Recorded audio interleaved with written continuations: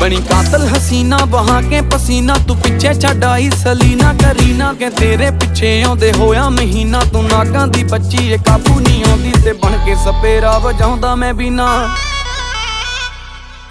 केड़े खेत विच लगी केड़ी कणक दा नी तू आटा छकदी ऐ। Tight tight short loose loose टी शर्टां ना कहर नूं ढकदी ऐ। शेर तेरे लक दी मार तेरी अख दी जिवें मैनूं तकदी ऐ। जाई गल दस के तू तां बस हस के जान कढ सकदी ऐ।